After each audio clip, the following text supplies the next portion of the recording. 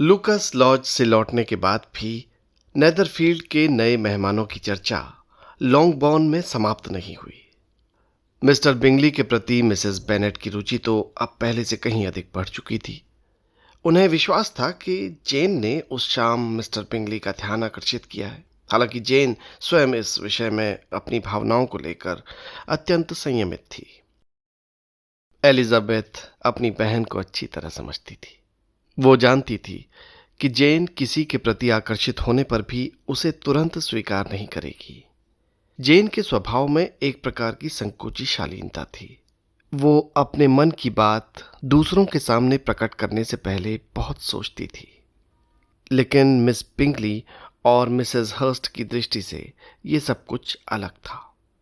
वे जेन की सुंदरता को तो स्वीकार करती थी, लेकिन उसके परिवार और सामाजिक स्थिति को लेकर उनके मन में कुछ संकोच था।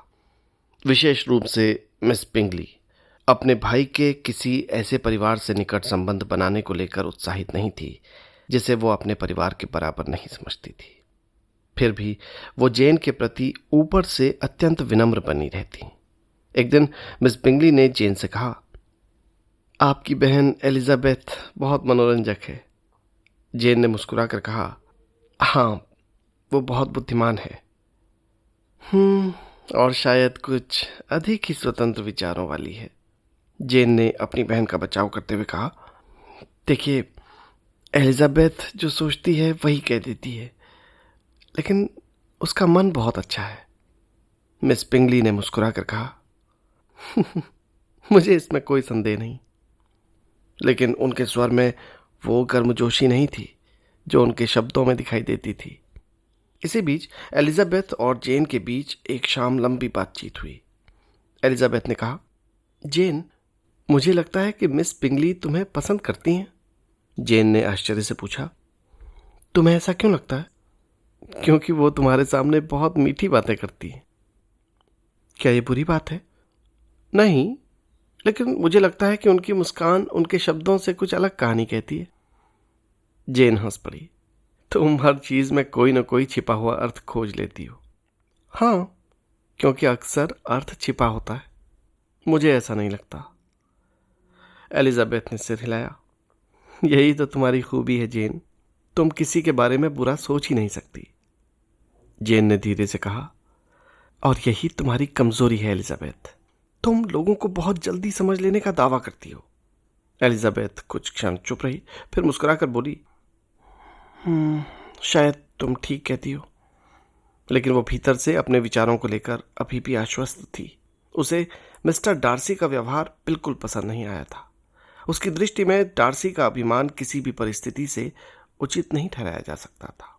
उधर मिस्टर डार्सी के मन में भी एलिजाबेथ के प्रति एक विचित्र परिवर्तन शुरू हो चुका था। पहली सभा में उसने उसे नृत्य के योग्य नहीं समझा था, लेकिन अब जब वो उसे बार बार देख रहा था तो उसके व्यक्तित्व की कुछ ऐसी बातें उसकी दृष्टि में आने लगी थीं जिन्हें वो पहले अनदेखा कर गया था। एलिजाबेथ की आंखों में एक असाधारण जीवंतता थी। वो बातचीत करते समय केवल औपचारिक बातें नहीं करती थी। उसमें बुद्धि थी, हास्य था और एक ऐसी स्वतंत्रता थी जो डार्सी को कुछ असामान्य लगती थी। एक शाम वो एक कमरे में बैठा था और उसकी दृष्टि अनायास एलिजाबेथ की ओर चली गई। वो अपनी सहेली के साथ बातचीत कर रही थी। उसकी हंसी कमरे में गूंज रही थी।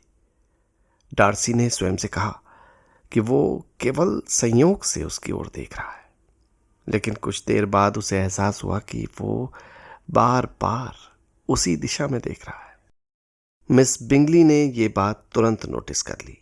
उन्होंने मुस्कुराते हुए कहा, मिस्टर डार्सी, आप मिस एलिजाबेथ को बहुत ध्यान से देख रहे हैं। डार्सी ने तुरंत अपनी दृष्टि हटा ली। जी बिल्कुल नहीं, मैंने अपनी आंखों से देखा है। आपने गलत देखा है। मिस पिंगली हंसी। अच्छा, अगर आप उनकी ओर नहीं देख रहे थे तो फिर किसे देख रहे थे? डार्सी ने कोई उत्तर नहीं दिया। मिस पिंगली ने बात आगे बढ़ाई, मुझे लगता है कि आपको उनका हास्य पसंद आने लगा है। डार्सी ने गंभीरता से कहा, मैंने ऐसा कुछ नहीं कहा। लेकिन आपने इनकार भी तो नहीं किया।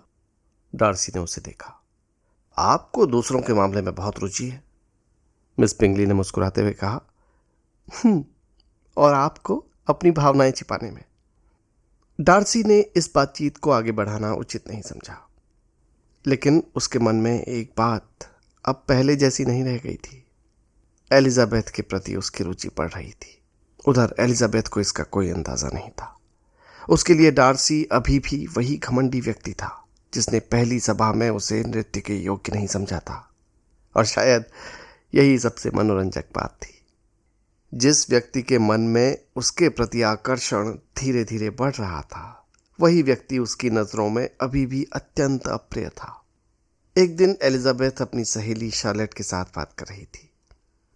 शार्लेट ने कहा, एलिजाबेथ, मुझे लगता है कि मिस्टर डार्सी अब तो मैं पहले की तुलना में अधिक ध्यान से देखते हैं।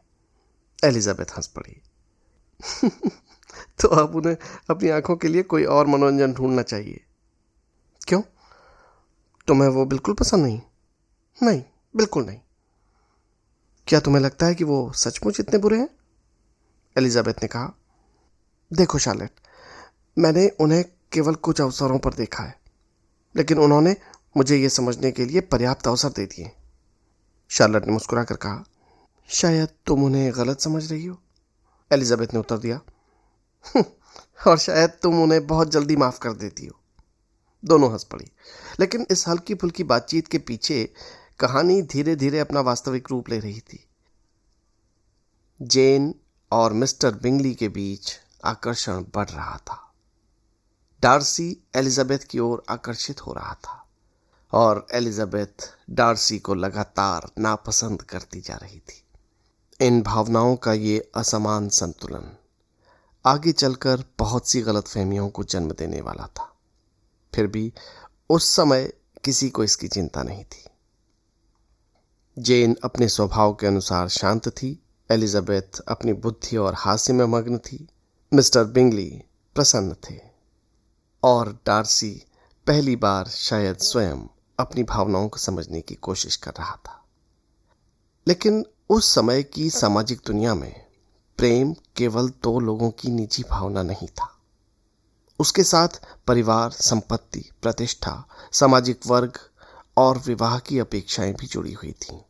और बेनेट परिवार की कहानी में भी ये सभी चीजें आने वाले दिनों में एक दूसरे से टकराने वाली थीं। बेनेट परिवार की स्थिति को समझने के लिए ये जानना आवश्यक था कि उनकी संपत्ति उतनी बड़ी नहीं थी जितनी बाहर से देखने पर प्रतीत होती थी। लॉन्गबोर्न की संपत्ति से मिस्टर बेनेट को लगभग 2000 पाउंड सालाना आय होती थी। उनके विवाह के बाद उनकी पत्नी को भी कुछ धन मिला था, लेकिन वो राशि बहुत अधिक नहीं थी। सबसे बड़ी समस्या ये थी कि लॉन्गबोर्न की संपत्ति ऐसी व्यवस्था के अधीन थी जिसके कारण मिस्टर बेनेट की मृत्यु के बाद वो उनकी बेटियों को नहीं मिल सकती थी। संपत्ति परिवार के किसी पुरुष उत्तराधिकारी के पास जाने वाली थी, लेकिन बेनेट दंपत्ति के 5 बेटियां थीं और कोई पुत्र नहीं था। इसलिए भविष्य को लेकर एक असुरक्षा हमेशा उनके ऊपर मंडराती रहती थी। मिसेस बेनेट इस बात को लेकर विशेष रूप से चिंतित रहती थी। उन्हें लगता था कि यदि उनकी बेटियों के अच्छे विवाह न हुए तो उनके सामने जीवन में गंभीर कठिनाइयां आ सकती हैं। लेकिन मिस्टर बेनेट इस विषय को अपनी पत्नी की तरह लगातार चिंता का कारण नहीं बनाते थे। उनके पास अपनी संपत्ति से मिलने वाली आय के अतिरिक्त कुछ और साधन भी थे और वो अपनी पत्नी की तुलना में आर्थिक मामलों को कहीं अधिक शांत दृष्टि से देखते थे। बेनेट परिवार की बेटियां उम्र में बहुत दूर दूर नहीं थीं। सबसे बड़ी जेन थी जो 22 वर्ष की थी, उसके बाद एलिजाबेथ थी जिसकी उम्र लगभग 20 वर्ष थी, फिर मैरी, कैथरीन और सबसे छोटी लिडिया थी। मिसेस बेनेट स्वयं लगभग 40 वर्ष की थी, लेकिन उनकी बेटियों के बड़े हो जाने के बावजूद उनके भीतर विवाह को लेकर वही बेचैनी बनी हुई थी जो शायद किसी बहुत छोटी उम्र की मां में दिखाई देती। लॉन्गबोर्न के पास ही मेरिटन नाम का एक छोटा सा नगर था। बेनेट बहनों के लिए मेरिटन जाना कोई असामान्य बात नहीं थी। उनकी मां के भाई मिस्टर फिलिप्स वहीं रहते थे और उनका पेशा वकील का था। मिस्टर फिलिप्स की पत्नी भी परिवार के साथ घनिष्ठ संबंध रखती थी। इसके अलावा मिसेस बेनेट की एक और बहन थी जो अपने पति और बच्चों के साथ लंदन में रहती थी। इस तरह बेनेट परिवार का सामाजिक संसार बहुत बड़ा नहीं था, लेकिन वो इतना छोटा भी नहीं था कि लड़कियों को नए परिचितों से मिलने के अवसर न मिले। मैरिटन तक पहुंचने के लिए बहनों को अक्सर पैदल जाना पड़ता था और ये उनके लिए किसी परेशानी का कारण नहीं था, बल्कि एलिजाबेथ को पैदल चलना विशेष रूप से पसंद था। उसके भीतर ऐसी ऊर्जा थी कि थोड़ी सी अधिक दूरी भी उसे थकाने के बजाय प्रसन्न करती थी। इसी बीच नेदरफील्ड में मिस्टर बिंगली का आगमन बेनेट परिवार के लिए लगातार चर्चा का विषय बना हुआ था। जेन और बिंगली के बीच आकर्षण अब पहले की तुलना में अधिक स्पष्ट हो चुका था।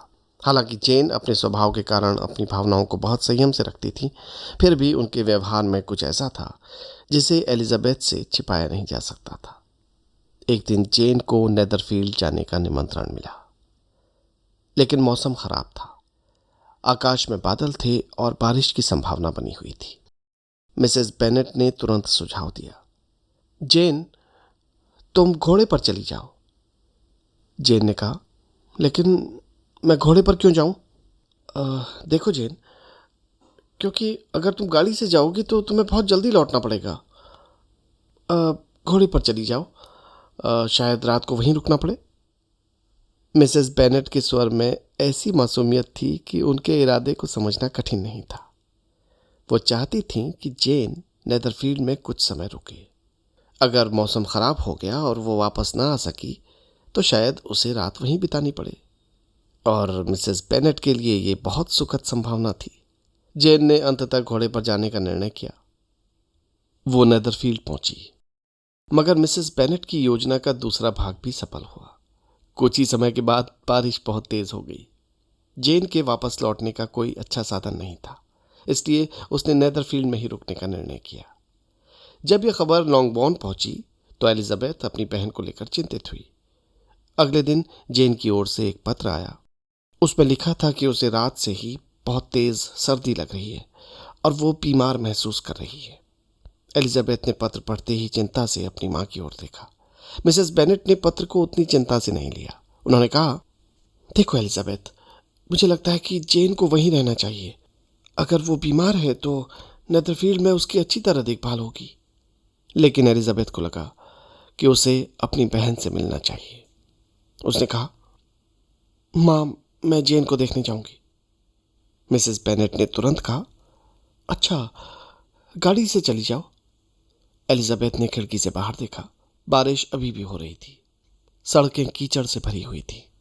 उसने कहा, नहीं, गाड़ी की आवश्यकता नहीं, मैं पैदल चली जाऊंगी। उसकी मां ने आश्चर्य से देखा। पैदल? हाँ, लेकिन बेटा 3 मील से अधिक की दूरी है। एलिजाबेथ मुस्कुराई। तो क्या हुआ, तुम अपने कपड़े खराब कर लोगी। मां, अगर मैं जेन को देखने जा रही हूं तो मेरे कपड़ों का क्या महत्व है? मिसेस बेनेट ने अपनी बेटी को समझाने की कोशिश की, लेकिन एलिजाबेथ का निर्णय हो चुका था। वो चल पड़ी। बारिश के कारण रास्ता कठिन था। जगह जगह कीचड़ जमा था। खेतों और पगडंडियों से होकर उसे आगे बढ़ना पड़ा। उसकी पोशाक के निचले हिस्से पर मिट्टी लगती गई, जूते भीग गए, लेकिन वो रुकी नहीं। उसके मन में केवल जेन से मिलने की बात थी। वो अपनी बहन से प्रेम करती थी और उसे बीमारी में अकेले नहीं छोड़ना चाहती थी। जब वो नेदरफील्ड पार्क पहुंची तो उसकी हालत देखकर वहां मौजूद लोगों को आश्चर्य हुआ। उसकी पोशाक के नीचे का हिस्सा कीचड़ से सना था और वो स्पष्ट रूप से थकी हुई थी। मिस बिंगली ने उसे ऊपर से नीचे तक देखा। उनके चेहरे पर हल्की मुस्कान थी, लेकिन एलिजाबेथ को इससे कोई फर्क नहीं पड़ा। उसने तुरंत पूछा, जेन कैसी है? मिस्टर बिंगली ने उत्तर दिया, उसे बुखार है, लेकिन हमें आशा है कि वो जल्दी ठीक हो जाएगी। एलिजाबेथ ने अपनी बहन को देखने की इच्छा व्यक्त की। उसे जेन के कमरे तक ले जाया गया। जेन सचमुच अस्वस्थ थी। एलिजाबेथ उसके पास बैठ गई और उसकी देखभाल करने लगी।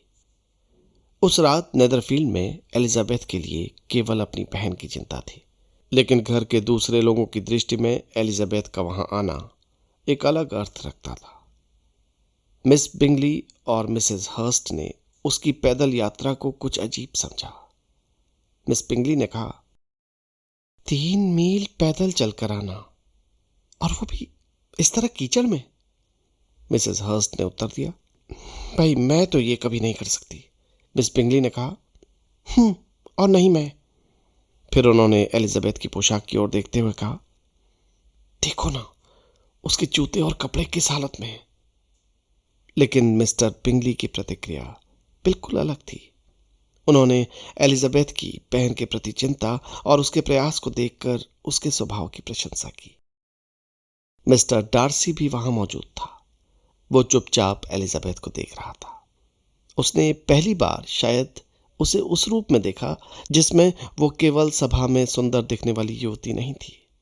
उसके चेहरे पर थकान थी, उसकी पोशाक पर मिट्टी लगी थी, लेकिन उसकी आंखों में अपनी बहन के लिए चिंता थी, प्रेम था। डार्सी ने महसूस किया कि उसकी आंखें सामान्य से अधिक देर तक एलिजाबेथ पर टिक रही है। मिस बिंगली ने डार्सी की दृष्टि को भांप लिया। उन्होंने हल्के व्यंग्य से कहा, मिस्टर डार्सी, मुझे लगता है कि मिस एलिजाबेथ बेनेट की इस यात्रा ने आपको बहुत प्रभावित किया है। डार्सी ने कोई उत्तर नहीं दिया, लेकिन वो एलिजाबेथ की ओर देखता रहा। एलिजाबेथ को इन सब बातों की कोई चिंता नहीं थी। वो जेन के पास बैठी थी। उसके लिए इस समय संसार में सबसे महत्वपूर्ण बात अपनी बहन का स्वास्थ्य था। उसने जेन का हाथ अपने हाथ में लिया और धीरे से पूछा, जेन, अब कैसी तबीयत है? जेन ने कमजोर मुस्कान के साथ कहा, पहले से कुछ बेहतर हूं। तुमने मुझे पहले क्यों नहीं बुलाया? मैं तुम्हें परेशान नहीं करना चाहती थी। जेन, तुम मुझे कभी परेशान नहीं कर सकती। जेन ने उसकी ओर स्नेह से देखा। दोनों बहनों के बीच का ये संबंध उस पूरे सामाजिक वातावरण से बिल्कुल अलग था। बाहर लोग संपत्ति, विवाह और सामाजिक प्रतिष्ठा के बारे में सोच रहे थे, लेकिन इन दोनों के लिए इस समय केवल एक दूसरे की चिंता महत्वपूर्ण थी। कुछ देर बाद मिस्टर बिंगली कमरे में आए। उन्होंने जेन की तबीयत के बारे में पूछा और उसके आराम का ध्यान रखने की बात कही। एलिजाबेथ ने देखा कि बिंगली की चिंता औपचारिक नहीं थी। वो सचमुच जेन के स्वास्थ्य को लेकर परेशान था। ये बात उसकी नजरों से बची नहीं। उसने मन ही मन सोचा, शायद जेन की भावनाएं एक तरफा नहीं है। लेकिन उसने ये बात अपनी बहन से नहीं कही। उसे लगा कि समय सब कुछ स्पष्ट कर देगा। उधर नेदरफील्ड पार्क की मिस्टर बिंगली की दोनों बहनों को समझ में आने लगा था कि जेन के प्रति उनके भाई की रुचि साधारण परिचय से आगे बढ़ सकती है, और ये बात उन्हें बिल्कुल पसंद नहीं थी। फिर भी वो अपने भाई के सामने अपनी असहमति खुलकर प्रकट नहीं कर सकती थी। रात बढ़ती गई। जेन अब भी अस्वस्थ थी। एलिजाबेथ ने उसके पास रहने का निर्णय किया। जब मिस्टर बिंगली को पता चला कि एलिजाबेथ वापस नहीं जाएगी, तो उन्होंने स्वयं कहा कि उसे नेदरफील्ड में ही रुकना चाहिए। इस प्रकार एक साधारण सी बारिश, जेन की बीमारी और एलिजाबेथ की अपनी बहन के प्रति चिंता ने कहानी को एक नया मोड़ दे दिया। अब एलिजाबेथ कुछ समय के लिए नेदरफील्ड में रहने वाली थी, और उसे अभी ये पता नहीं था कि अपनी बीमार बहन के पास बिताए जाने वाले ये दिन उसके लिए केवल पारिवारिक चिंता के दिन नहीं होंगे, क्योंकि उसी घर में मिस्टर बिंगली का प्रेम धीरे धीरे जेन की ओर बढ़ रहा था, और उसी घर में मिस्टर डार्सी का ध्यान एलिजाबेथ की ओर पहले से कहीं अधिक आकर्षित हो रहा था। जेन के बीमार पड़ने के बाद एलिजाबेथ ने निश्चय किया था कि जब तक उसकी बहन की तबीयत पूरी तरह ठीक नहीं हो जाती, वो उसे अकेला छोड़कर वापस लॉन्गबॉर्न नहीं जाएगी। नेदरफील्ड में उसका रुकना मिस्टर बिंगली को अच्छा लगा। वो स्वयं जेन की बीमारी को लेकर चिंतित था और उसके लिए हर संभव सुविधा उपलब्ध कराने का प्रयास कर रहा था। उसकी बहनों ने भी जेन की देखभाल में कोई कमी नहीं रखी। हालांकि उनके व्यवहार में वो आत्मीयता नहीं थी जो उनके भाई के व्यवहार में दिखाई देती थी। एलिजाबेथ ने जेन के कमरे में बैठकर उसकी देखभाल की। कुछ समय बाद मिस्टर बिंगली की दोनों बहनें भी वहां आई। मिस बिंगली ने मुस्कुराते हुए कहा, मिस बेनेट, आपको अपनी बहन की इतनी चिंता करते देखकर बहुत अच्छा लगता है। एलिजाबेथ ने धन्यवाद कहा। मिस बिंगली ने उसकी ओर देखा। एलिजाबेथ, आप सचमुच बहुत साहसी हैं। भाई, इतनी दूर पैदल चलकर आना, वो भी ऐसे मौसम में। एलिजाबेथ ने सहजता से उत्तर दिया, देखिए, जब अपनी बहन बीमार हो तो दूरी अधिक नहीं लगती। मिस पिंगली मुस्कुराई। आपका अपने परिवार के प्रति लगाव प्रशंसनीय है, लेकिन उनके स्वर में प्रशंसा से अधिक निरीक्षण था। वो एलिजाबेथ को ध्यान से देख रही थी। उसकी पोशाक साधारण थी। उसके कपड़ों पर अभी भी यात्रा के कुछ निशान थे। उसके व्यवहार में वो औपचारिकता नहीं थी जिसे मिस पिंगली अपने उच्च सामाजिक स्तर के लोगों में देखना पसंद करती थी। फिर भी एलिजाबेथ में ऐसी सहजता थी जिसे पूरी तरह नजरअंदाज करना आसान नहीं था। उधर जेन धीरे धीरे बेहतर हो रही थी, मगर डॉक्टर ने सलाह दी कि उसे अभी कुछ दिन और आराम करना चाहिए। इससे एलिजाबेथ का नेदरफील्ड में रुकना निश्चित हो गया। मिस्टर बिंगली इस बात से प्रसन्न था। उसने कहा, मिस बेनेट, आप जितने दिन चाहें यहां रह सकती हैं। हमें खुशी होगी कि मिस जेन के साथ कोई अपना व्यक्ति रहे। एलिजाबेथ ने विनम्रता से धन्यवाद दिया, लेकिन मिस पिंगली के चेहरे पर एक क्षण के लिए ऐसी अभिव्यक्ति आई जिसे एलिजाबेथ ने देख तो लिया, पर उसका अर्थ जानने की कोशिश नहीं की। उसे इस समय अपनी बहन के अतिरिक्त किसी और बात में विशेष रुचि नहीं थी। कुछ देर बाद बातचीत का विषय किताबों की ओर मुड़ गया। मिस बिंगली ने डार्सी से कहा, मिस्टर डार्सी, क्या आपको नहीं लगता कि इस पुस्तकालय में कुछ और नई किताबें होनी चाहिए? डार्सी ने उत्तर दिया, हाँ, शायद। आपको तो पढ़ने का बहुत शौक है। हाँ, और मुझे लगता है कि मिस एलिजाबेथ को भी पढ़ने में बहुत रुचि है। एलिजाबेथ ने कहा, देखिए, मुझे किताबें पसंद हैं, लेकिन मैं अपने आप को बहुत बड़ा पाठक नहीं मानती। मिस बिंगली ने हंसते हुए कहा, आप बहुत पोलाइट हो रही हैं। एलिजाबेथ ने मुस्कुरा कर कहा, जी नहीं, मैं सच कह रही हूं। डार्सी चुपचाप बातचीत सुन रहा था। उसकी आंखें कभी कभी एलिजाबेथ की ओर चली जाती। एलिजाबेथ को इसका कुछ अंदाजा था, लेकिन वो इसे विशेष महत्व नहीं देती थी। उसकी दृष्टि में डार्सी अभी भी वही व्यक्ति था जिसे उसने पहली सभा में घमंडी पाया था, और डार्सी के मन में अब उसके बारे में एक अलग संघर्ष चल रहा था। वो स्वयं को समझाने की कोशिश कर रहा था कि एलिजाबेथ के प्रति उसका आकर्षण केवल उसकी जीवंत बातचीत और बुद्धिमत्ता के कारण है, लेकिन वो जितना स्वयं को समझाने की कोशिश करता, उतना ही यह आकर्षण बढ़ता जाता। मिस बिंगली ने एक बार फिर डार्सी का ध्यान अपनी ओर खींचने की कोशिश की।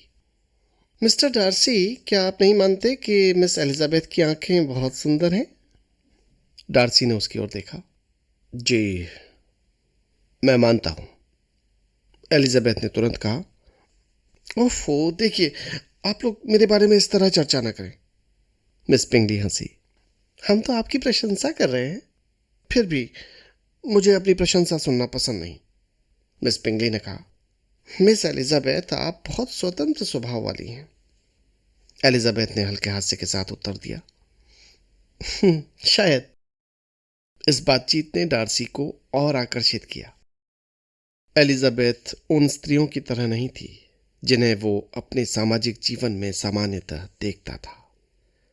वो न तो हर बात की सहमति जताती थी, न अपने शब्दों को केवल इसलिए बदलती थी कि सामने वाला अधिक प्रतिष्ठित व्यक्ति है। वो अपने विचार स्वतंत्र रूप से व्यक्त करती थी, और शायद यही बात डार्सी को सबसे अधिक आकर्षित कर रही थी। लेकिन एलिजाबेथ के लिए ये सब बिल्कुल अलग था। वो डार्सी की निगाहों को लेकर कोई रोमांटिक कल्पना नहीं कर रही थी, बल्कि उसे उसके गंभीर चेहरे को देखकर अब भी एक प्रकार का मनोरंजन होता था। उसने शार्लेट से कही अपनी पुरानी बात याद की। अगर मिस्टर डार्सी मुझे इतने ध्यान से देखना चाहते हैं तो ये उनकी समस्या है, मेरी नहीं। उधर मिस पिंगली अपने भाई की रुचि को लेकर चिंतित होती जा रही थी। वो जेन को लेकर भी आशंकित थीं, और अब एलिजाबेथ को लेकर भी। उन्हें लगता था कि बेनेट परिवार सामाजिक दृष्टि से उनके परिवार के बराबर नहीं है। उनकी दृष्टि में धन और प्रतिष्ठा का अर्थ केवल सुविधा नहीं था, वो सामाजिक पहचान भी थी। और उन्हें डर था कि यदि बिंगली ने जेन के प्रति अपना आकर्षण विवाह तक पहुंचा दिया तो उनके परिवार की प्रतिष्ठा प्रभावित हो सकती है। इसीलिए वो जेन की सुंदरता की प्रशंसा करते हुए भी उसके परिवार की कमियों पर ध्यान देती रहती थी। एक दिन बातचीत के दौरान उन्होंने कहा, मिस एलिजाबेथ, हमने सुना है कि आपकी छोटी बहनें बहुत मिलनसार हैं, एलिजाबेथ ने कहा। जी हाँ, सही सुना आपने, वो ऐसी ही हैं, मिस बिंगली ने हल्की मुस्कान के साथ कहा। मैंने सिर्फ सुना नहीं, ऐसा ही देखा भी है। उस मुस्कान के पीछे छिपे अर्थ को एलिजाबेथ ने समझ लिया, लेकिन उसने कोई प्रतिक्रिया नहीं दी। वो जानती थी कि उसकी छोटी बहनें कभी कभी अत्यधिक उत्साह दिखाती हैं। लिडिया विशेष रूप से युवा अधिकारियों को लेकर बहुत एक्साइटेड रहती थी, लेकिन एलिजाबेथ अपनी बहनों की कमियों को छिपाने के बजाय उन्हें स्वीकार करने वाली थी। उसने कहा, जी हाँ, सही कहा आपने, मेरी छोटी बहनें शायद कभी कभी बहुत अधिक उत्साही हो जाती हैं। मिस बिंगली ने तुरंत कहा, हो मिस एलिजाबेथ, मैं तो केवल एक सामान्य बात कह रही थी। एलिजाबेथ मुस्कुराई। हाँ हाँ, और मैंने भी सामान्य ही उत्तर दिया। मिस बिंगली के पास आगे कहने के लिए कुछ नहीं था। मिस्टर डार्सी ने इस बातचीत को ध्यान से सुना। उसे एलिजाबेथ की यह बात पसंद आई कि उसने अपनी बहनों की कमियों को छिपाने की कोशिश नहीं की। वो ईमानदार थी, और ये ईमानदारी भी धीरे धीरे उसके आकर्षण का एक और कारण बन रही थी। शाम को जब सभी लोग बैठक में बैठे थे, मिस बिंगली ने अचानक डार्सी से कहा, मिस्टर डार्सी, मुझे लगता है कि आपको यहाँ कुछ अधिक पढ़ना चाहिए। डार्सी ने पूछा, ऐसा क्यों? क्योंकि अगर आप हर समय पुस्तकें पढ़ते रहेंगे तो फिर आपको लोगों से बातचीत करने की आवश्यकता नहीं पड़ेगी। एलिजाबेथ हंस पड़ी। डार्सी ने उसकी ओर देखा। आप हंस रही हैं मिस बेनेट? जी, आपकी बहन की बात बहुत गंभीर थी। मुझे डर है कि अगर मैं नहीं हंसी तो वो इसे सच मान लेंगी। डार्सी के चेहरे पर भी हल्की मुस्कान आ गई। ये शायद बहुत छोटी बात थी, लेकिन एलिजाबेथ के साथ बातचीत करते हुए डार्सी पहले की तुलना में अधिक सहज दिखाई देने लगा था। उधर जेन की तबीयत में सुधार हो रहा था। वो अभी भी बिस्तर पर थी, लेकिन अब उसकी कमजोरी कुछ कम हो गई थी। एलिजाबेथ ने राहत की सांस ली। उसे लगा कि शायद अगले 1-2 दिन में वो दोनों वापस अपने घर लौट सकेंगी। लेकिन नेदरफील्ड में बिताए गए इन दिनों ने बहुत कुछ बदल दिया था। जेन और बिंगली की निकटता बढ़ रही थी। मिस बिंगली को यह बात परेशान कर रही थी, और मिस्टर डार्सी, जो कुछ दिन पहले तक एलिजाबेथ को केवल एक सामान्य ग्रामीण युवती समझता था, अब उसके व्यक्तित्व से प्रभावित होने लगा था। एलिजाबेथ को इसका कोई अंदाजा नहीं था। वो अभी भी अपनी पहले की धारणा पर कायम थी। उसके लिए डार्सी अभी भी एक घमंडी व्यक्ति था, और शायद यही इस कहानी की सबसे बड़ी विडंबना थी। जिस व्यक्ति को एलिजाबेथ सबसे कम पसंद करती थी, वही धीरे धीरे उसके प्रति आकर्षित होता जा रहा था, और जिसे एलिजाबेथ अपनी बहन के लिए एक अच्छा और स्नेही युवक समझ रही थी। उसके परिवार की सामाजिक महत्वाकांक्षाएं आगे चलकर उनके प्रेम के रास्ते में बड़ी बाधा बनने वाली थी। कहानी अब धीरे धीरे उस बिंदु की ओर बढ़ रही थी जहां पहले की धारणाएं टूटने लगेंगी। लेकिन अभी जेन को स्वस्थ होना था, एलिजाबेथ को अपनी बहन के साथ रहना था, और मिस्टर डार्सी को ये स्वीकार करने से पहले अभी बहुत लंबा रास्ता तय करना था कि उसके मन में वास्तव में क्या चल रहा है। जेन को नेदरफील्ड आए कई दिन हो चुके थे। उसकी तबीयत अब पहले से कुछ बेहतर थी, लेकिन वो अभी पूरी तरह स्वस्थ नहीं हुई थी। डॉक्टर की सलाह थी कि उसे कुछ दिन और आराम करना चाहिए। एलिजाबेथ अपनी बहन के पास ही रह रही थी। उधर लॉन्गबॉर्न में मिसेस बेनेट की चिंता धीरे धीरे बढ़ती जा रही थी। उन्हें सबसे अधिक चिंता जेन की बीमारी की नहीं, बल्कि इस बात की थी कि जेन को नेदरफील्ड में रुकने का कितना अच्छा अवसर मिल रहा है। उन्हें लगता था कि यदि जेन कुछ दिन और वहीं रही तो मिस्टर बिंगली के साथ उसकी निकटता और बढ़ सकती है। लेकिन अब एक दूसरी समस्या सामने थी। मिसेस बेनेट स्वयं अपनी बेटी को देखने के लिए नेदरफील्ड पार्क जाना चाहती थी, और इस यात्रा के पीछे केवल मातृ स्नेह नहीं था। वो ये भी देखना चाहती थी कि मिस्टर बिंगली जेन के प्रति कितना ध्यान दे रहे हैं। एक दिन उन्होंने अपनी छोटी बेटियों के साथ इस विषय पर चर्चा की। बेटा, मुझे लगता है जेन को देखने के लिए मुझे नेदरफील्ड जाना चाहिए। लेडिया ने तुरंत पूछा, क्या हम भी चलेंगी? देखेंगे, मिसेस बेनेट ने उत्तर दिया। उन्हें स्वयं भी नहीं पता था कि वो किस प्रकार का दृश्य देखने वाली थी। जब वो नेदरफील्ड पहुंची तो उनके आने से घर का वातावरण कुछ बदल गया। मिसेस बेनेट ने अपनी बेटी की ओर देखा। ओह मेरी प्यारी जेन, तुम्हारी तबीयत कैसी है? जेन ने मुस्कुराकर कहा। अब पहले से अच्छी हूं मां। मुझे तो बहुत चिंता हो रही थी। फिर उन्होंने कमरे में चारों ओर देखा। उनकी निगाहें मिस्टर बिंगली को खोज रही थी।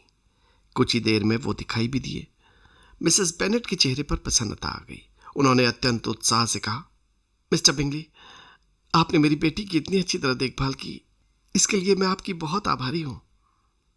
बिंगली ने विनम्रता से उत्तर दिया, इसमें आभार की कोई आवश्यकता नहीं।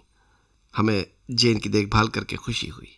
मिसेस बेनेट ने यह उत्तर सुना और मन ही मन प्रसन्न हुई। उनके लिए बिंगली का हर विनम्र शब्द जेन के प्रति विशेष स्नेह का प्रमाण था। कुछ ही देर बाद बातचीत का विषय जेन की बीमारी से हटकर नेदरफील्ड की सुख सुविधाओं पर आ गया। मिसेस बेनेट ने घर की प्रशंसा की। फिर उन्होंने मिस्टर बिंगली की संपत्ति की चर्चा छेड़ दी। मिस्टर बिंगली, आपका ये घर बहुत सुंदर है, बिंगली ने कहा। जी, मुझे भी ये बहुत पसंद है। और आपकी संपत्ति भी बहुत अच्छी है, बिंगली मुस्कुराए। अब क्या कहूं, बस इतना ही कह सकता हूं कि मैं भाग्यशाली हूं। मिसेस बेनेट ने तुरंत उत्तर दिया। यकीनन एलिजाबेथ अपनी मां की बातें सुन रही थी। उसे अंदाजा था कि बातचीत किस दिशा में जा रही है, लेकिन वो कुछ नहीं बोली। मिसेस बेनेट ने फिर कहा, मिस्टर बिंगली, आपका नेदरफील्ड में स्थायी रूप से रहने का कोई विचार है? बिंगली ने उत्तर दिया, जी, अभी इस बारे में कुछ निश्चित नहीं किया। आपको अवश्य रहना चाहिए, ये इलाका बहुत अच्छा है। फिर उन्होंने जेन की ओर देखा। और यहाँ आपके बहुत अच्छे पड़ोसी भी हैं। एलिजाबेथ ने अपनी हंसी रोकने के लिए होंठ खींच लिए। बिंगली शायद संकेत समझ गए, लेकिन उन्होंने केवल मुस्कुराकर बात टाल दी। मिस बिंगली कमरे में मौजूद थीं।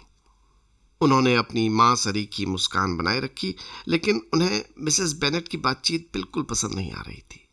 उनके लिए संपत्ति, विवाह और सामाजिक संबंधों पर इतनी खुली चर्चा कुछ असहज थी। मिसेस बेनेट इससे अनजान थी। अब वो पूरी तरह अपने विचारों में डूबी थी। उन्होंने कहा, जेन अब बिल्कुल ठीक हो जाएगी। मुझे लगता है उसे अभी कुछ दिन और यहां रहना चाहिए। एलिजाबेथ ने मां की ओर देखा। उसे समझ आ गया कि जेन की बीमारी के प्रति मां की चिंता और उसे नेदरफील्ड में रखने की इच्छा आपस में कितनी गहराई से जुड़ी हुई हैं। मिस्टर बिंगली ने कहा, जी, हमें कोई आपत्ति नहीं। ये सुनकर मिसेस बेनेट बहुत प्रसन्न हुई। उन्होंने अचानक कहा, और एलिजाबेथ भी यहीं रह सकती है, वो जेन की बहुत अच्छी देखभाल करती है। एलिजाबेथ ने कहा, मां, अगर जेन को मेरी आवश्यकता होगी तो मैं रहूंगी। मिसेस बेनेट ने कहा, उसे तुम्हारी आवश्यकता है। फिर उन्होंने बिंगली की ओर देखा। और आप भी चाहते होंगे कि वो कुछ दिन और रुके? बिंगली ने तुरंत कहा, जी, निश्चित रूप से। एलिजाबेथ ने बिंगली की ओर देखा। उनकी आंखों में एक क्षण के लिए मुस्कान थी, लेकिन मिस बिंगली ने यह दृश्य भी देख लिया।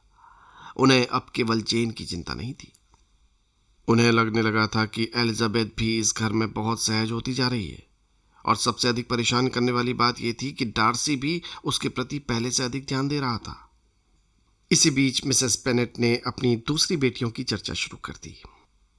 पता है, मेरी छोटी बेटियां भी बहुत अच्छी हैं, उन्होंने कहा। विशेषकर लीडिया बहुत जीवंत है। मिस बिंगली ने विनम्रता से सिर हिलाया, लेकिन एलिजाबेथ जानती थी कि उनकी मां की यह चर्चा बहुत लंबी चल सकती है। मिसेस बेनेट ने फिर मैरिटन में रहने वाले अधिकारियों की चर्चा शुरू कर दी। हमारे यहाँ बहुत अच्छे सैनिक रहते हैं, लड़कियों को उनसे मिलना बहुत अच्छा लगता है, एलिजाबेथ ने धीरे से कहा। मां, लेकिन मिसेस बेनेट रुकी नहीं। और मेरी छोटी बेटियां तो उन्हें देखकर बहुत प्रसन्न होती हैं। मिस बिंगली ने शिष्ट मुस्कान के साथ कहा,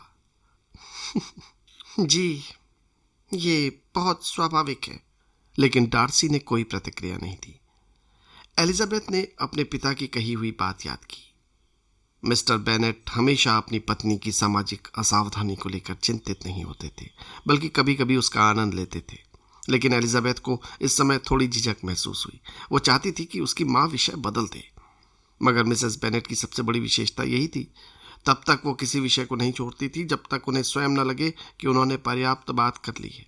उन्होंने मिस्टर बिंगली से फिर जेन के बारे में पूछा। मिस्टर बिंगली, आपको नहीं लगता कि जेन अब घर लौट सकती है? बिंगली ने कहा, अगर डॉक्टर अनुमति दें तो। लेकिन मुझे लगता है कि उसे यहीं रहना चाहिए, जेन ने धीरे से कहा। मां, मैं जल्दी ठीक हो जाऊंगी। मिसेस बेनेट ने उसकी बात अनसुनी कर दी। नहीं नहीं, तुम्हें जल्दबाजी नहीं करनी चाहिए। एलिजाबेथ ने महसूस किया कि जेन अब असहज हो रही है। उसने बातचीत बदलने की कोशिश की, लेकिन तभी मिसेस बेनेट ने एक बात और कह दी। मिस्टर बिंगली, अगर आपको जेन का साथ अच्छा लगता है तो आप कुछ दिन और उसे रोक सकते हैं। कमरे में एक क्षण के लिए असहज शांति छा गई। एलिजाबेथ ने अपनी मां की ओर देखा। जेन का चेहरा लाल हो गया। बिंगली कुछ क्षण चुप रहे, फिर मुस्कुराकर बोले, मुझे तो खुशी होगी। मिस बिंगली ने यह सुनकर तुरंत अपनी दृष्टि दूसरी ओर कर ली, लेकिन डार्सी की आंखों में एक हल्की सी मुस्कान दिखाई दी। शायद उसे इस स्थिति की विडंबना मनोरंजक लगी थी। एलिजाबेथ ने उसे देखा और मन ही मन सोचा, उसे कम से कम अपनी मुस्कान तो छिपानी चाहिए। मिसेस बेनेट कुछ देर बाद वापस लौटने की तैयारी करने लगी। जाने से पहले उन्होंने जेन को समझाया कि उसे आराम करना चाहिए। फिर उन्होंने बिंगली को धन्यवाद दिया। आपने मेरी बेटी के साथ बहुत अच्छा व्यवहार किया है, बिंगली ने कहा। यह हमारे लिए खुशी की बात है। मिसेस बेनेट ने संतोष की सांस ली। उनकी दृष्टि में स्थिति अब बहुत स्पष्ट थी। जेन को बिंगली पसंद था, बिंगली को जेन पसंद थी, और नेदरफील्ड का घर इस प्रेम कहानी के लिए लगभग तैयार था। लेकिन वो एक बात भूल रही थी, प्रेम केवल दो लोगों की पसंद से नहीं चलता। बीच में परिवार होते हैं, सामाजिक अपेक्षाएं होती हैं, और सबसे बढ़कर दूसरे लोगों की महत्वाकांक्षाएं होती हैं। मिस बिंगली के मन में अब चिंता बढ़ रही थी।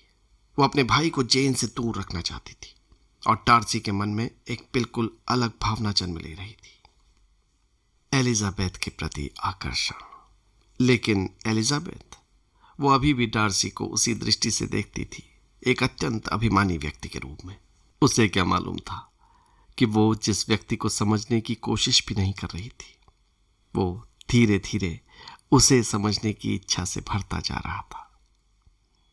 जेन की तबीयत अब धीरे धीरे सुधर रही थी। वो अभी भी पूरी तरह स्वस्थ नहीं हुई थी, इसलिए एलिजाबेथ को कुछ दिन और नेदरफील्ड में रुकना पड़ा। इन दिनों में उसे उस घर के लोगों को थोड़ा और निकट से देखने का अवसर मिला। मिस्टर बिंगली का स्वभाव उसे पहले से भी अधिक अच्छा लगने लगा था। वो स्वभाव से प्रसन्नचित्त, सहज और उदार था। उसके भीतर दूसरों को खुश देखने की सच्ची इच्छा थी, लेकिन उसकी बहनें उतनी सरल नहीं थी। मिस बिंगली सुंदर, फैशनेबल और सामाजिक रूप से अत्यंत महत्वाकांक्षी थी। उन्हें अपने परिवार की प्रतिष्ठा पर बहुत गर्व था, और वो अपने भाई के विवाह को लेकर भी बहुत सावधान थी। मिस्टर बिंगली की दूसरी बहन मिसेस हर्स्ट भी लगभग उसी विचार की थी। एलिजाबेथ ने ये अंतर धीरे धीरे समझना शुरू कर दिया। एक शाम नेदरफील्ड में सभी लोग बैठक में एकत्रित थे। जेन अभी अपने कमरे में आराम कर रही थी। कमरे में मिस्टर बिंगली, उनकी बहनें, मिस्टर डार्सी और एलिजाबेथ उपस्थित थे। कुछ देर तक कोई विशेष बातचीत नहीं हुई। फिर मिस्टर बिंगली ने मेज पर रखी कुछ पुस्तकें उठाई। उन्होंने एलिजाबेथ से कहा, मिस एलिजाबेथ, क्या आप पढ़ना चाहेंगी? एलिजाबेथ ने कहा, यह इस बात पर निर्भर करता है कि पुस्तक अच्छी है या नहीं। बिंगली हंस पड़े। तो फिर मैं आपको अच्छी पुस्तक ही दूंगा। मिस बिंगली ने कहा, आपको पता है एलिजाबेथ को पढ़ने से अधिक बातचीत करना पसंद है। एलिजाबेथ ने मुस्कुराकर कहा, जी हाँ, यह आरोप पूरी तरह गलत नहीं है। डार्सी अब तक चुप था। उसने कहा, मुझे लगता है कि किसी व्यक्ति के चरित्र को समझने के लिए यह देखना दिलचस्प होता है कि वो किस प्रकार की पुस्तकें पढ़ता है। एलिजाबेथ ने उसकी ओर देखा। तो क्या आप पुस्तकों से लोगों का चरित्र पढ़ते हैं? हाँ, कभी कभी। और क्या आपने अब तक मेरे चरित्र के बारे में कुछ पढ़ लिया है? डार्सी कुछ क्षण उसे देखता रहा। अभी नहीं, एलिजाबेथ मुस्कुराई। तो फिर तो आपको और पढ़ना होगा। मिस्टर बिंगली हंस पड़े, लेकिन मिस बिंगली ने डार्सी की ओर देखा। वो समझ रही थी कि बातचीत सामान्य नहीं रह गई थी। डार्सी अब एलिजाबेथ से पहले की तुलना में कहीं अधिक सहजता से बात कर रहा था और एलिजाबेथ भी उसके साथ बिना झिझक के बात कर रही थी। मिस बिंगली ने अचानक कहा, मिस्टर डार्सी, मुझे लगता है कि आपको अपने विचारों को थोड़ा और अधिक स्पष्ट रूप से व्यक्त करना चाहिए। डार्सी ने पूछा, क्यों? क्योंकि मिस एलिजाबेथ को आपकी बातें समझने में कठिनाई होती होगी। एलिजाबेथ ने तुरंत कहा, मुझे नहीं लगता कि मुझे कोई कठिनाई हो रही है। मिस बिंगली ने कहा, तो आप उनकी बात समझती हैं? जी, जब वो कुछ कहते हैं तब, हाँ। बिंगली हंस पड़े। डार्सी के चेहरे पर हल्की मुस्कान आई। मिस बिंगली ने विषय बदलने की कोशिश की। मिस एलिजाबेथ, क्या आपको नृत्य पसंद है? हाँ, बहुत पसंद है। अगर अच्छा साथी मिल जाए तो हाँ। बिंगली ने हंसते हुए डार्सी की ओर देखा। डार्सी, शायद अब तुम्हें अपना पुराना निर्णय बदल लेना चाहिए। डार्सी ने कहा, हाँ, शायद। एलिजाबेथ ने उसकी ओर देखा। शायद? मैंने कहा शायद। अच्छा, तो अभी भी निश्चित नहीं है? मैंने अपने निर्णय को अंतिम नहीं कहा। एलिजाबेथ मुस्कुराई। ये आपकी उदारता है। डार्सी ने भी मुस्कुराते हुए कहा, या सावधानी। बातचीत का वातावरण हल्का हो गया, लेकिन इस हल्के हास्य के पीछे दोनों के बीच एक विचित्र आकर्षण विकसित हो रहा था।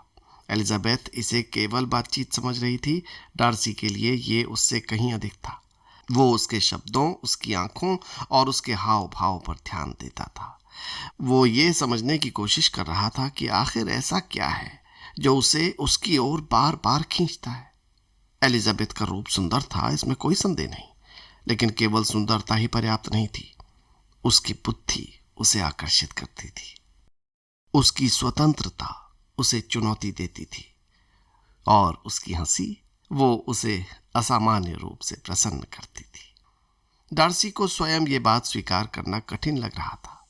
उधर मिस बिंगली को ये सब कुछ बहुत स्पष्ट दिखाई दे रहा था। उन्होंने मन ही मन निश्चय किया कि उन्हें डार्सी का ध्यान एलिजाबेथ से हटाना होगा। उन्होंने कहा, मिस्टर डार्सी, आप अपनी बहन जॉर्जियाना के बारे में बता रहे थे। वो इस समय कहाँ है? डार्सी ने उत्तर दिया, वो पेम्बरली में है। वो आप काफी बड़ी हो गई होंगी। जी हाँ। क्या वो जल्द लंदन आएंगी? शायद। मिस बिंगली ने कहा, मुझे आपकी बहन बहुत पसंद है। वो बहुत सुंदर और शिक्षित है। एलिजाबेथ चुपचाप सुनती रही। उसे समझ आ गया कि मिस बिंगली अब बातचीत को अपने और डार्सी के बीच ले जाना चाहती हैं, लेकिन डार्सी का ध्यान अभी भी पूरी तरह उनकी ओर नहीं गया। वो बीच बीच में एलिजाबेथ की ओर देख रहा था। कुछ देर बाद मिस्टर बिंगली ने अचानक एक पत्र उठाया। डार्सी, क्या तुमने ये पत्र पढ़ा? नहीं। मैंने सोचा था तुमने पढ़ लिया होगा। नहीं। बिंगली ने पत्र की ओर देखते हुए कहा, तुम हमेशा इतनी जल्दी किसी बात पर ध्यान नहीं देते। एलिजाबेथ ने कहा, मुझे लगता है मिस्टर डार्सी को बहुत सोच समझ कर निर्णय लेने की आदत है। डार्सी ने उसकी ओर देखा। क्या ये प्रशंसा है? मैं अभी निर्णय नहीं कर पाई। बिंगली हंस पड़ा। भाई, आप दोनों की बातचीत बहुत मनोरंजक है। एलिजाबेथ ने कहा, मुझे डर है कि आप इसे कुछ अधिक गंभीरता से ले रहे हैं। इस पर डार्सी पहली बार खुलकर मुस्कुराया। उसके चेहरे का वो कठोर भाव एक क्षण के लिए बिल्कुल गायब हो गया। एलिजाबेथ ने उसे देखा और शायद पहली बार उसने सोचा, क्या ये व्यक्ति हमेशा इतना गंभीर रहता है या उसके भीतर कोई दूसरा स्वभाव भी है? लेकिन ये विचार केवल एक क्षण के लिए आया। अगले ही पल उसने उसे भुला दिया। कुछ देर बाद मिस्टर बिंगली ने कहा, मैं चाहता हूं कि हम सब कुछ संगीत सुने। उनकी बहन ने पियानो की ओर देखा। लेकिन कौन बजाएगा? मिस्टर बिंगली ने एलिजाबेथ की ओर देखा। क्या आप बजाएंगी? एलिजाबेथ ने सिर हिलाया। नहीं, आज नहीं। क्यों? क्योंकि मैं तब तक नहीं बजाती जब तक मुझे पूरा विश्वास न हो कि कोई मेरे संगीत की आलोचना नहीं करेगा। बिंगली ने कहा। मैं आलोचना नहीं करूंगा। एलिजाबेथ ने कहा। लेकिन आपकी बहन? मिस बिंगली मुस्कुराई। मैं तो केवल सत्य कहूंगी। एलिजाबेथ हंस पड़ी। तो फिर मैं बिल्कुल नहीं बजाऊंगी। सब हंस पड़े, लेकिन डार्सी चुपचाप उसे देखता रहा।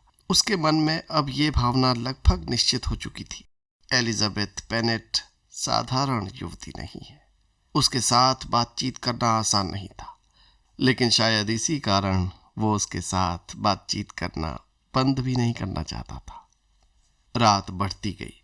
जेन की तबीयत कुछ और सुधरी।